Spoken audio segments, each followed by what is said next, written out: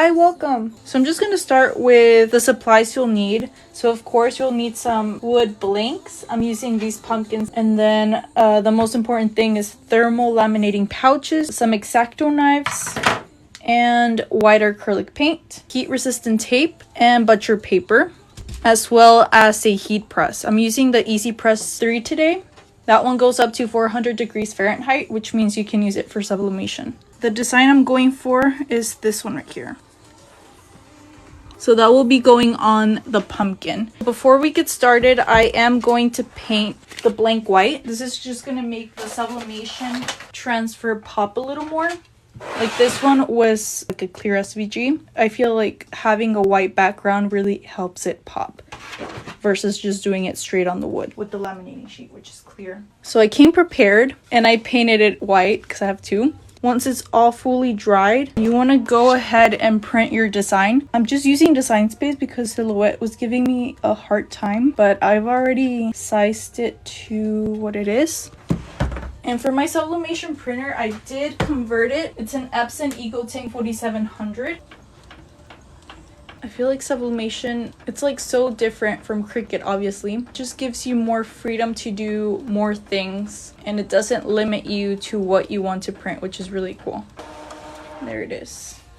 So the mirror is imaged. I mean, the image is mirrored. I said that backwards. But this is how it looks like. The colors are pretty muted, but that's because that's just how sublimation works. The ink activates once you add the heat to it. Does this printer print slow? I want to buy one. I would say it depends on what type of design you're printing. Because if it's a full sheet, it will take a while. I don't know, the other day I actually timed it and it was around 2 minutes for a full sheet. I'm using Design Space, so it does print out the registration lines, which you don't need. So if you're using Design Space to do your sublimation, just make sure you cut those off before pressing. You don't want to press the actual square or rectangle. So this is the image. I was just making sure it would fit properly. I did measure it before, but you know, it's good to double check. Okay, so it's all good. Now the fun part, which is pressing the laminating sheet. These are the thermal pouches I'm using. These are the Scotch brand. So what you do whenever you open it, just cut it in half because all you need is just one small piece.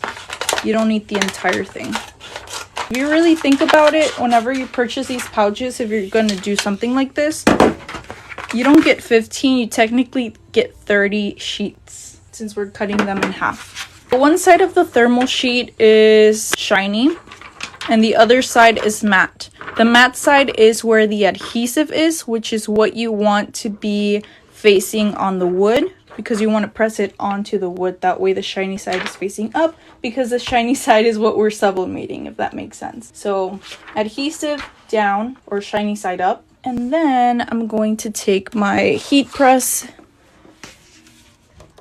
and have it set at 385 degrees Fahrenheit for 15 seconds for the laminating sheet. There you go. We're gonna wait for that to heat up. You need some butcher paper to protect your heat press.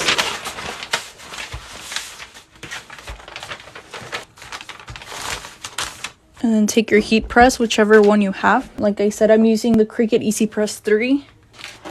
And I'm just gonna press it for 15 seconds. What I'm gonna do is press half of it because I noticed last time I did it, it didn't press really well because my press was pretty small. It's the 9x9. So I'm just going to divide it into 2 sections to make sure I have everything nice and pressed.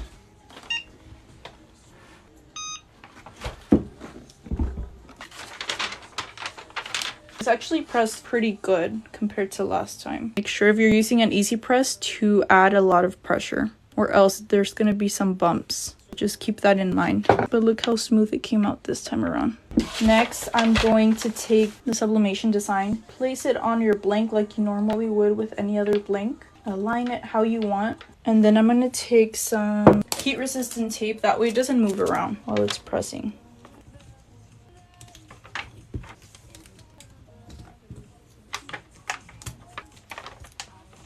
We're using that same piece of butcher paper to press this one more time, but this time you're going to change the time settings to 45 seconds.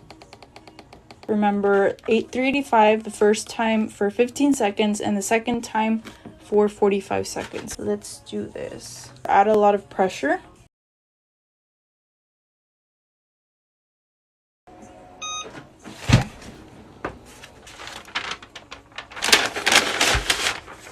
I'm gonna let it cool a little bit before I peel it off. It does get super hot.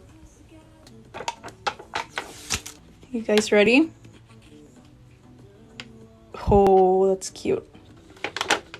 Look at the colors, they really popped. It looks so nice.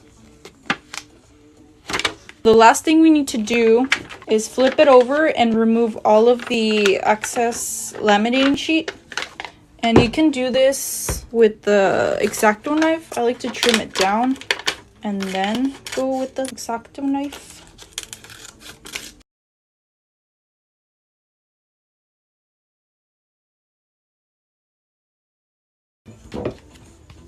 There's like endless possibilities with sublimation. You can do tumblers, mugs, t-shirts.